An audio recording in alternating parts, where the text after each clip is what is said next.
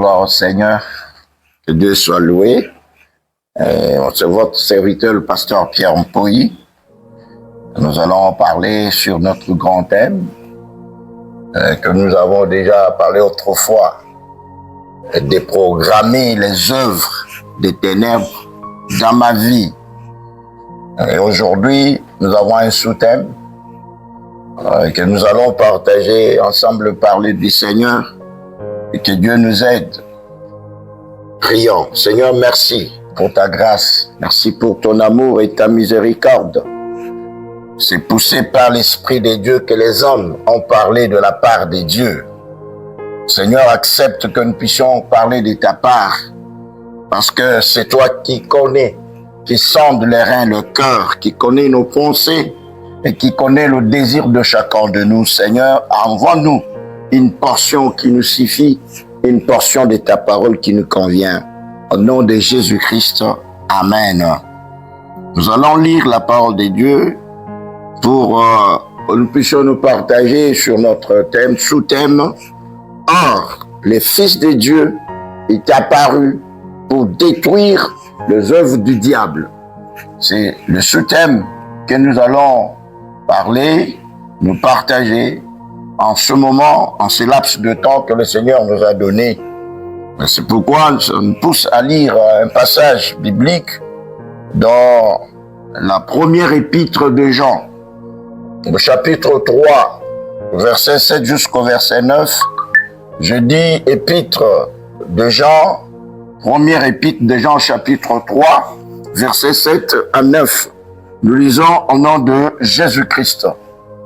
Petits enfants, que personne ne vous séduise. Celui qui pratique la justice est juste, comme lui-même est juste. Celui qui pêche est du diable, car le diable pêche dès le commencement. Notre sous-thème est là maintenant. Le Fils de Dieu a paru afin de détruire les œuvres du diable. Verset 9, et nous finissons. Quiconque est né de Dieu ne pratique pas le péché parce que la semence de Dieu demeure en lui et il ne peut pécher parce qu'il est né de Dieu. Gloire soit rendue au Seigneur. Que Dieu bénisse sa parole.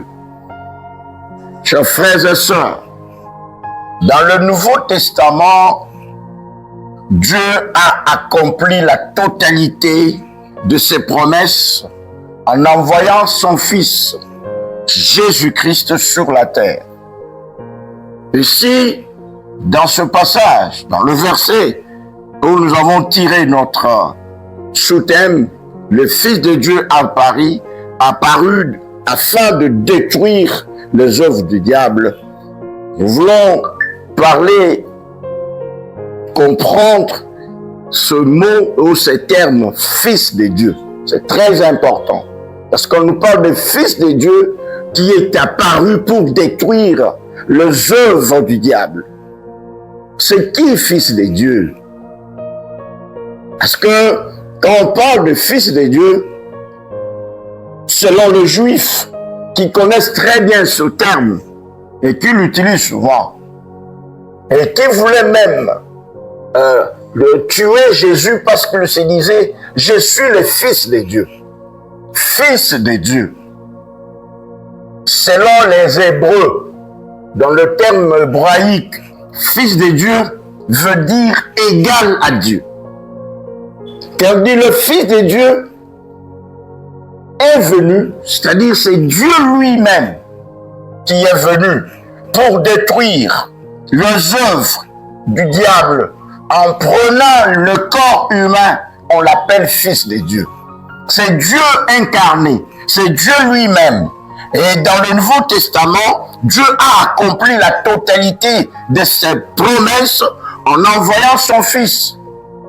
Le Fils de Dieu, Dieu lui-même qui a porté le corps humain, il s'est fait semblable aux hommes pour nous sauver. C'est celui-là que nous appelons Fils de Dieu qui a accepté d'aller à la croix et prendre notre place.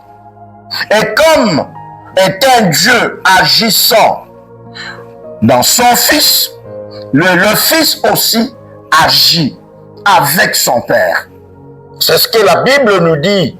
Si nous lisons dans Jean chapitre 5, vous allez trouver, la Bible déclare que mon Père agit et moi aussi j'agis. Mon Père agit et moi aussi j'agis. C'est-à-dire ce que le Père fait, moi aussi je le fais. Et ses disciples lui demandaient, montre-nous le Père, cela nous suffit. Le Seigneur lui dit, celui qui m'a vu a vu le Père. Quand nous lisons Jean chapitre 5, au verset 17, la Bible déclare ceci. Mais Jésus leur répondit, mon Père agit jusqu'à présent, moi aussi j'agis. Le Seigneur agit. Jésus agit. Et le travail qu'il est en train de faire en nous et parmi nous est de détruire les œuvres sataniques, les œuvres du diable. Vous savez, depuis le commencement, depuis la Genèse, au chapitre 3, verset 15, les œuvres du diable ont été détruites.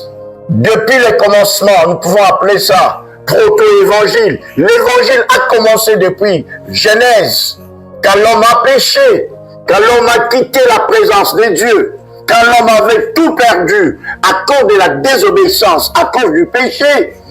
Dieu, par son amour, n'a pas laissé l'homme mourir dans ses péchés, n'a pas laissé l'homme mourir dans ses œuvres sataniques. C'est pourquoi nous allons lire là, vous pouvez lire Genèse chapitre 13, chapitre 3, verset 15. Là, on a écrit que vous lui blesserez le talon, mais lui, il vous écrasera la tête. La tête de Satan, la tête du diable a été déjà écrasée depuis le commencement, depuis Genèse. Et ce travail agit jusqu'aujourd'hui dans la personne de notre Seigneur Jésus-Christ. Il agit avec puissance dans tous les enfants de Dieu, tous ceux qui sont nés de nouveau, tous ceux qui sont baptisés en Christ, tous ceux qui sont, qui forment une seule plante, une même plante avec lui. Parce que quand nous allons aux eaux de baptême, quand on nous baptise, nous formons une même plante avec le Seigneur. Et la Bible déclare que nous mourrons, nous sommes ensevelis avec lui. Nous mourrons et nous ressuscitons ensemble avec lui. Gloire soit rendue au Seigneur. Et comme Jésus est un Dieu, il est Dieu agissant. Et son Fils aussi agit avec puissance. Jésus agit avec puissance. Il n'enseigne pas seulement. Jésus, lors de son ministère, quand il enseignait, quand il parcourait les contrées, les territoires, les villes en ville, de village en village, il enseignait. Et il ne se limitait pas seulement à enseigner. Et il travaillait, il accomplissait l'œuvre de Dieu avec puissance. C'est quoi l'œuvre de Dieu avec puissance? C'est en détruisant des maladies, en détruisant le pouvoir des ténèbres qui habitait dans des personnes, dans des foules. On amenait des malades, on amenait des paralytiques. En sa présence, il enseignait et après l'enseignement, il démontrait la puissance de Dieu qui était en lui. Les aveugles voyaient, les paralytiques marchaient, les sourds entendaient, le muet devrait parler. Le Seigneur faisait des miracles. Gloire soit rendue au Seigneur. Chers frères et sœurs, il fait la volonté de celui qui l'a envoyé. C'est ce que même la parole de Dieu nous dit. La volonté que je fais, Jésus dit, la volonté que je suis en train d'accomplir n'est pas ma propre volonté, mais c'est la volonté de celui qui m'a envoyé. Et la mission principale de notre Seigneur sur cette terre des hommes, c'était pour détruire le diable et ses œuvres. Parce que le diable avait pris le dessus des enfants de Dieu à cause du péché. C'est pourquoi là nous avons lu, il est écrit que celui qui est né de Dieu ne pêche pas. Il est juste. Il ne pêche pas parce que son Père lui-même est juste. Et vous savez, ce qui attire les œuvres sataniques dans nos vies et dans notre vie, c'est le péché. Il n'y a pas un autre canal par lequel nous parvenons à être dérangés, anéantis par les œuvres du diable, si ce n'est que le péché. Et c'est pourquoi, en Jean, la Bible déclare, en 1 Jean, la Bible dit que celui qui est né de Dieu ne pêche pas, parce qu'il est juste. Il est juste. Gloire soit rendue au Seigneur. Jésus n'enseignait pas seulement, mais il accomplit l'œuvre de Dieu. Et l'œuvre de Dieu est de détruire Satan, d'écraser sa tête, comme cela a été en Genèse. Gloire soit rendue au Seigneur. Il fait la volonté de celui qui l'a envoyé, qui est cette œuvre est de sauver l'humanité, de sauver le peuple de Dieu et de le protéger et le protéger aussi de tout ce qui est de l'ennemi.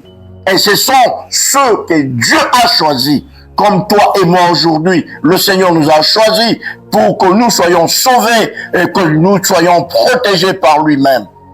Il ne fait rien de lui-même, le Seigneur, mais seulement ce qu'il voit faire au Père, ce que le Père fait, lui aussi, il le fait. Ainsi, sa parole est aussi efficace que celle de Dieu. Quand Jésus parle, c'est Dieu lui-même. Quand le Seigneur agit, c'est Dieu qui agit en lui. Et les paroles et les miracles, c'est ça l'œuvre de Dieu. Les miracles, les paroles, la puissance, les guérisons, les délivrances de toutes sortes de démons qui sont en train de nous poursuivre et déranger nos vies. De la sorcellerie, de magie, des occultistes, ainsi de suite qui dérangent notre vie. Nous devons savoir que nous, enfants de Dieu, nés en Jésus-Christ, nés en Dieu, engendrés par Dieu, le Seigneur Jésus agit en nous pour détruire les œuvres du diable. Et nous pouvons parler à haute voix. Nous pouvons parler avec courage, avec foi, que moi qui suis né de nouveau, qui suis enfant de Dieu, baptisé dans le Seigneur, je ne peux jamais craindre les œuvres des ténèbres. Les sorciers, je ne le craindrai plus jamais. Les maladies, je ne le craindrai plus jamais. Pourquoi? Parce que Christ agit en moi. Il agit en moi avec puissance, avec parole et miracle. Ainsi, sa parole est aussi efficace que celle de Dieu. Dieu agit en nous par Jésus-Christ. Parole et actes, miracles, guérison, délivrance sont intimement liés dans l'œuvre de Christ en vue de détruire les œuvres du diable. En 1 Jean chapitre 3 verset 8, là nous avons lu. Et toute activité de Jésus fait partie de son œuvre, une œuvre salvatrice. Le salut que nous avons, c'est un salut intégral. Spirituellement, nous sommes sauvés. Matériellement, nous sommes sauvés. Financièrement, nous sommes sauvés. Un enfant de Dieu ne peut pas rester bloqué financièrement. Pourquoi? Les œuvres du diable, Christ est apparu pour les détruire. Il détruit le chômage, il détruit la stérilité, il détruit la sécheresse, détruit les limites, les blocages qu'on nous met tout le temps sur notre parcours par l'ennemi qui ne nous a jamais aimés. Le diable ne nous a jamais aimés depuis le commencement. Parce qu'il a vu que l'homme a plus de la place que lui. Il nous combat tous les jours. La Bible déclare, il rentre comme un lion rugissant, cherchait qui dévorait. Mais résistez-lui. Résistez-les avec une ferme foi. Avec une ferme assurance, nous le résistons. Et le Seigneur l'avait déjà détruit. Mais toute activité de Jésus fait partie de son œuvre salvatrice. En effet, Satan ne peut exercer son action que dans les limites que le Seigneur lui a imposées, dans les limites que Jésus lui a imposées. Il ne peut pas aller au-delà. Il ne peut pas aller au-delà. Le Seigneur lui a donné des limites. Et c'est pourquoi, nous qui avons reçu le Seigneur, et vous qui n'avez pas encore reçu le Seigneur, je vous demande de le recevoir. Que le Seigneur Jésus-Christ soit votre seul Seigneur et seul Sauveur. Il verra que lui-même en toi, il est capable de détruire les œuvres et il te donne même le pouvoir de détruire ces œuvres parce qu'il est écrit dans sa parole que je vous ai donné le pouvoir de marcher sur les scorpions, sur les serpents et sur toute puissance de l'ennemi et rien ne pourra vous nuire. Et la dernière victoire que le Seigneur a remportée pour nous, il a remporté la toute dernière victoire et la plus grande victoire, c'est la victoire sur la mort. Il a détruit le pouvoir de la mort. Dans la mort de Jésus-Christ, notre mort a été détruite. Et la Bible déclare, « Oh mort, où est ta puissance ?» La puissance de la mort, c'est le péché. Celui qui ne pratique pas le péché devant la mort, il est tout puissant. Il est au-dessus de tout. Il est puissant devant la mort. Pourquoi? Parce que celui qui fait la puissance de la mort, c'est le péché. C'est pourquoi je vous exhorte, bien-aimés dans le Seigneur, né de Dieu, ne pratiquez pas le péché. Ne menez pas la vie des péchés. C'est le péché qui nous réduit en néant. Et quand nous marchons dans la crainte, dans la sanctification avec le Seigneur, nous sommes puissants. Nous sommes comme le Seigneur. Mon Père agit, moi aussi j'agis. Jésus agit, ses enfants aussi agissent. Nous sommes les enfants de Dieu. Nous allons agir comme notre Père. Gloire soit rendue au Seigneur. Abandonnez les péchés. Ne pratiquez pas le péché. Le péché, c'est comme la carie qui détruit intérieurement notre vie. Christ nous a sauvés et il nous a dit dans la parole que ne péchez plus. Il regarde cette femme qu'on a menée, qu'on voulait lapider, qui avait péché. Il dit, je ne t'ai pas condamné. Christ ne te condamne pas dans la vie de péché. Il est venu pour te sauver du péché, afin que tu abandonnes ce péché pour que tu sois vainqueur, victorieux en toutes choses. Que le Seigneur te bénisse. Amen.